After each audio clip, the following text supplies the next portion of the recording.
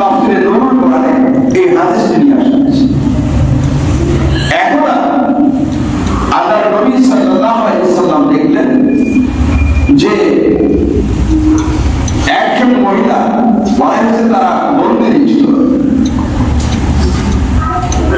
তার একটা শিশু সন্তান হারিয়ে গেছে। এই মহিলা তার শিশু সন্তানকে একবারে অন্য হয়ে করছে, পাগলের মতো করছে, ছটফট করতেছে, খুঁজতে খুঁজতে।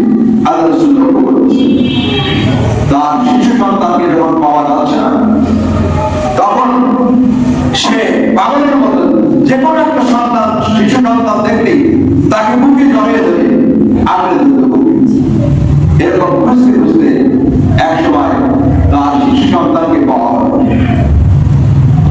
পাওয়ার সঙ্গে সঙ্গে সেই মহিলা, সেই মা তার সন্তানকে একেবারে কোলে নিয়ে আদর করতে লাগলেন, চুমা খেতে লাগলেন, তাকে মহব্বত করতে লাগলেন।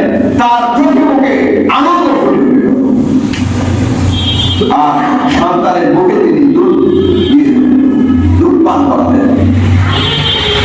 আল্লাহ রাসূল এই অবস্থা লক্ষ্য করেছে, সাহাবা-কেরামকে বললেন, এই মহিলাকে যে তোমরা দেখলে তার সন্তানের জন্য যেভাবে ব্যাকুল হয়েছিল, খুঁজতেছিল, সন্তান পাওয়ার পরে তার ভিতরে যে দিব্য আনন্দ, যে খুশি হয়েছে, তিনি যে মানে এত আনন্দিত হয়েছেন, এই মা কি তার সন্তানকে কোনো সময় আগুনে নিক্ষেপ করতে পারেন?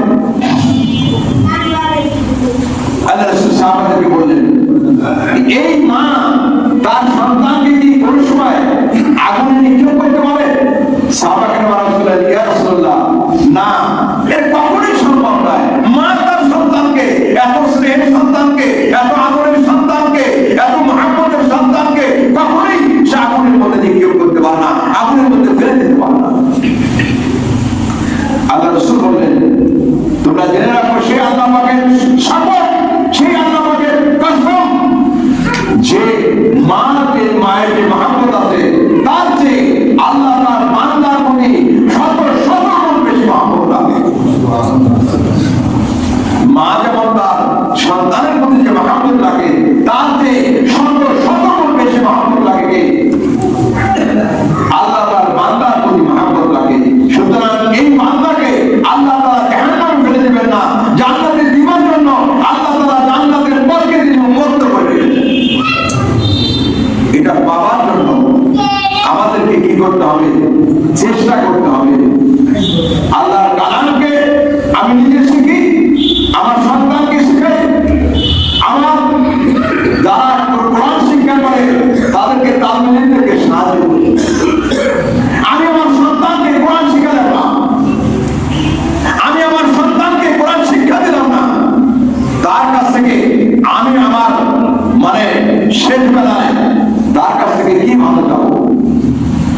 ভালো যাবো না। তুমি যখন ঘুরে আসে, যখন সময় এসে আসে, বাবা তোমাকে নামাজে যেতে হবে না, তুমি করো, অথচ ছেলেটাকে ডাকে নামাজ পড়ানো, রমজান মাস আসতে পড়ানো, নামাজ রোজা করা লাগবে না, তুমি পড়াশোনা করো, তুমি তো শিক্ষা দিতে না, আমি তো শিক্ষা দিলাম না। আসল আমি যেমন শিখতে পারি, আমার সন্তানকে যেন আমি শিখতে পারি, কালকে আমাদের ময়দানে যারা কোরআন তেলাওয়াত করবে, সেই পাঠকারী অন্তর্ভুক্ত, তার ঘনিষ্ঠ জনজন হতে পারি, তার আপন জনজন হতে পারি, তার প্রিয় জনজন হতে পারি। এই আমল দুনিয়াতে করার আমরা চেষ্টা করি ইনশাআল্লাহ। আল্লাহ পাক আমাদেরকে, যদি আমরা আমল করি, তাহলে আল্লাহ পাক আমাদেরকে দুনিয়া এবং আখিরাতে কল্যাণ। একটি সামান্য একটি কথা বলে শেষ করে দিচ্ছি, সময় হয়ে গেছে। হযরত ওমর ইবনে আব্দুল আজিজ রাহমাতুল্লাহ আলাইহি, ওমর ইবনে আব্দুল আজিজ রাহমাতুল্লাহ একটা জানাজার সঙ্গে যাচ্ছেন, জানাজা চলে গেছে, উনি একটা কবরের পাশে দাঁড়িয়ে অনেক করছিলেন। দীর্ঘক্ষণ পরে উনি ফিরে আসলেন। লোকজন জিজ্ঞেস করলো, আপনার ঘনিষ্ঠজনের জানাজা আর আপনি এত দেরি করে আসলেন? বলে, আমার ইচ্ছা ছিল না, কিন্তু আমাকে দেরি করানো হলো। কেমন? যে আমি যখন এই কবরস্থান থেকে আসতেছি, একটা পুরান কবর থেকে আওয়াজ হলো, আমাকে ডাকতে বললো, হে বলুন আব্দুল আজিজ, তুমি তো সামনে চলে যাচ্ছ, তোমার হারানো বন্ধুদের খবর তুমি নিয়েছো?